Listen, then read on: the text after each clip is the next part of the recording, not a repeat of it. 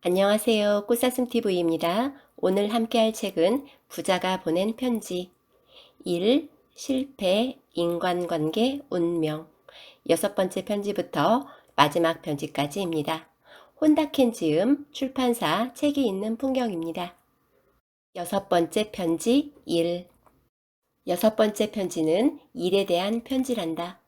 일을 알기 전에 인간의 본질에 대해 먼저 알았으면 하는구나. 누군가에게 이익과 기쁨을 주면서 행복을 느끼는 것이 인간이라는 생물이다. 이것은 처음 집단 생활을 했던 원시시대 때부터 이어진 인간의 본능이야. 즉, 사람에게 있어서 인생 최대의 기쁨은 누군가에게 무언가를 해준 후 감사를 받는 것이란다. 이것이 일의 보람이지. 다른 사람에게 아무것도 베풀지 않고 혼자만 이익을 차지하면 인생의 참다운 의미를 발견할 수 없단다. 따라서 너는 재능을 살리는 일을 하고 그 일로 누군가를 행복하게 만들어주렴. 또 하나 기억해야 할 점이 있다. 사람은 자신이 하고 싶은 일을 하면서 사회에 공헌해야 해. 그러기 위해서는 너의 재능을 살릴 천직을 만나야 하지. 천직을 찾는 길은 인생을 찾는 길이 되기도 해. 그러니까 초조해하지 말고 천천히 너의 천직을 찾아보렴. 시간이 걸려도 좋으니까 너는 좋아하는 일, 천직을 반드시 찾길 바란다. 좋아하는 일을 하면서 돈까지 번다? 이보다 더 큰 행복이 무엇이 있겠니? 시간 가는 줄 모르고 자신이 좋아하는 일에 몰두하는 것이 인생의 참된 즐거움이다. 일이 즐겁지 않은 이유는 대부분 세 가지 경우란다.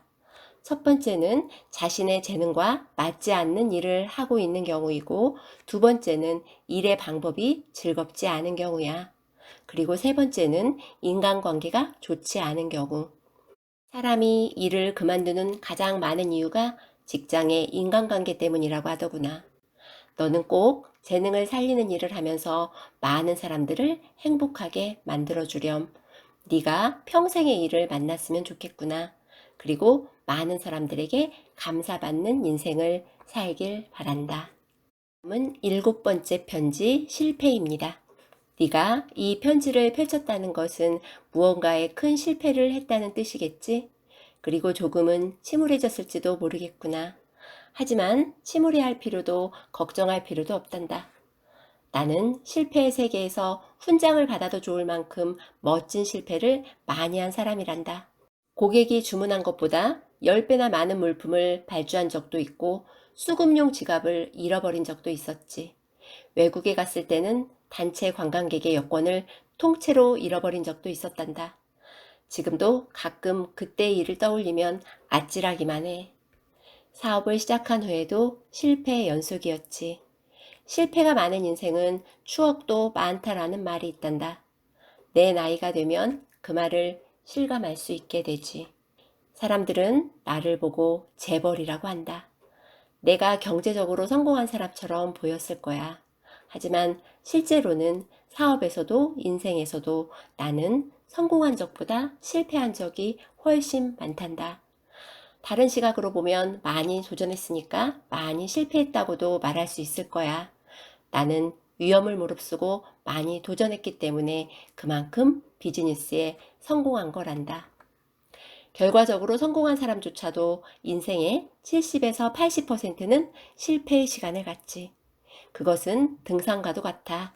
산에 오를 때는 죽을 만큼 힘들지만 막상 정상에 도착하면 탁 트인 풍경을 볼 수 있지. 정상에서 잠시 풍경을 즐겼다면 이번에는 또 다른 정상을 누려야 해. 물론 가볍게 둘레길을 걷는 안정된 등산도 있지만 완만한 길을 걸으면 마음이 맑아지는 풍경은 볼 수 없을 거란다.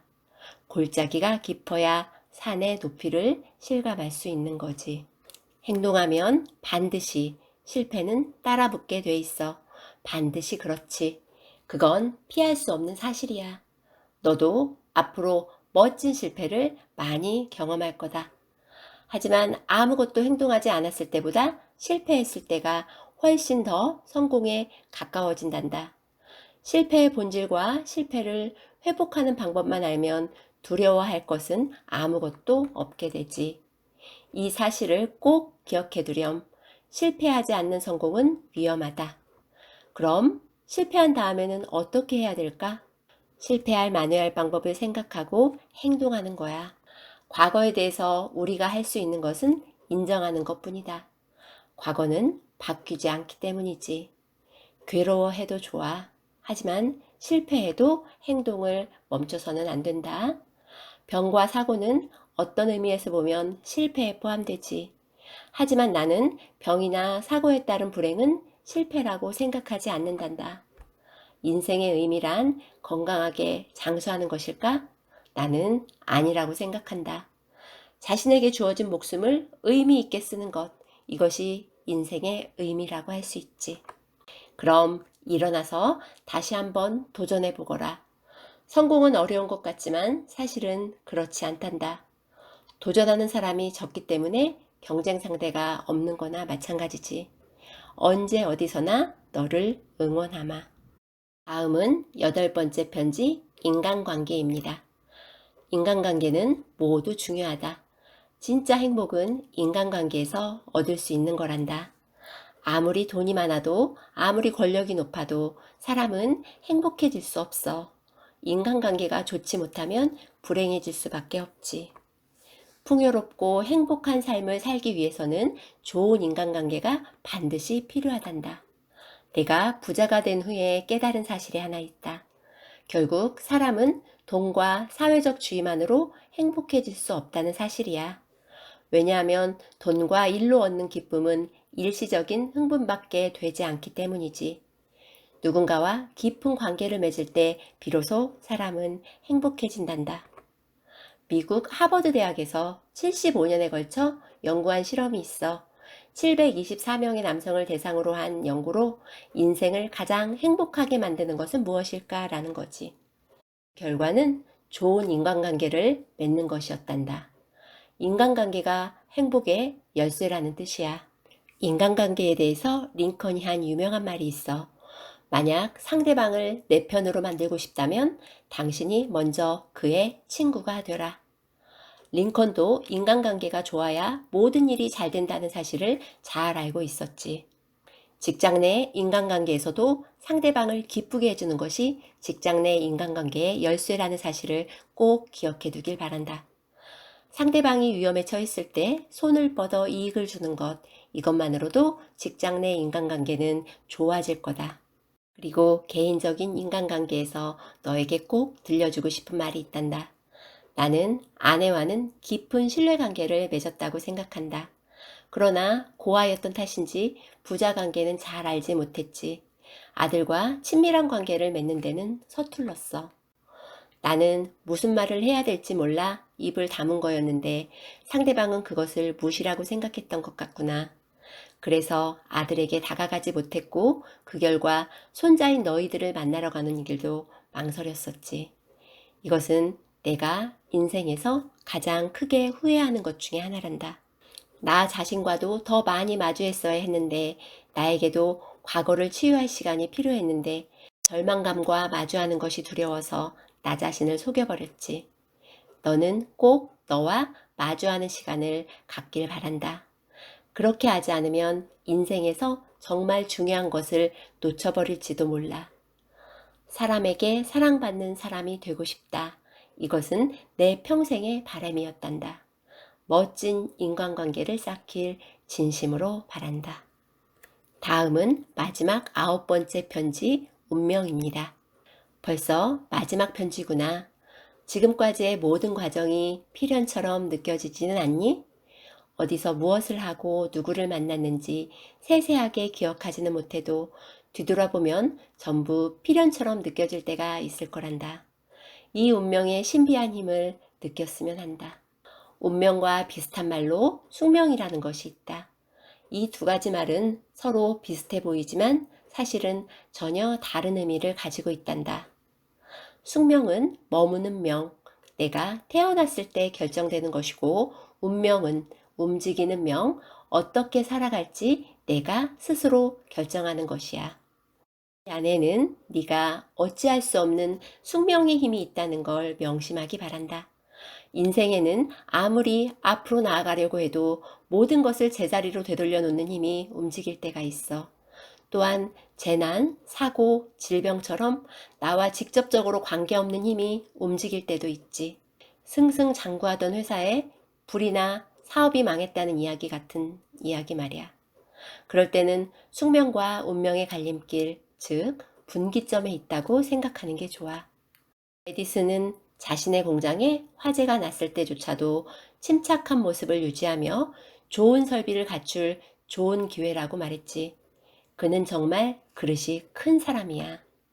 헬렌 켈러도 어렸을 때 고열로 시각, 청각, 언어를 잃었지만 가정교사인 설리번의 도움으로 미국 명문대를 졸업하고 장애인 교육과 복지에 힘쓴 기적적인 인물이란다. 그녀는 그 속에서 숙명 대신 자신의 운명을 선택했지. 그녀는 나는 내 장애에 감사한다. 이 장애를 통해 나를 발견했고 평생의 일을 찾았고 신을 봤기 때문이다. 그녀처럼 인생의 틀을 깨고 자신의 길을 개척하는 사람은 많이 있어. 그들은 자신의 숙명을 안 후에 스스로 운명을 선택한 거지. 그렇게 하기 위해서는 독특한 감각이 필요해. 나쁜 일이 일어날 때마다 부정적인 요소가 하나씩 줄어든다고 생각하는 감각. 예를 들어 죽을 만큼 힘든 일이 일어났을 때 앞으로는 좋은 일만 일어날 거다라고 생각하는 거지. 숙명과 운명의 경계선은 네가 끌어당길 수 있단다. 숙명과 운명의 갈림길에 서 있을 때는 정신적으로 매우 지치게 될 거야. 하지만 그럴 때일수록 포기하지 말고 새 출발을 해야 해. 우리는 매 순간 최고의 미래를 살아갈 선택을 할 수 있단다. 너는 꼭 스스로 운명을 개척하는 사람이 되었으면 하는구나. 내일을 즐겁게 살고 너의 꿈을 쫓으렴. 인생은 즐기기 위해 있는 거란다. 인생을 즐기기 위해서는 직감적으로 행동하고 인생이 주는 모든 것을 받아들여야 해. 인생의 목적은 나답게 살고 사람과 좋은 관계를 맺는 거란다. 내 손주들이 훌륭한 인생을 살길 하늘에서 기도하마. 너는 꼭 많이 사랑하고 많이 사랑받는 사람이 되길 바란다. 마지막으로 내가 하지 못했던 말, 너희를 정말 많이 사랑했다. 못난 나를 용서하길 바란다. 앞으로의 인생에 행복과 기쁨이 가득하길 바라며 할아버지가. 지금까지 3부에 걸쳐 돈보다 더 위대한 유산 9통의 편지 함께 읽어봤습니다. 여러분의 인생을 진심으로 응원합니다. 경청해 주셔서 감사합니다. 꽃사슴이었습니다.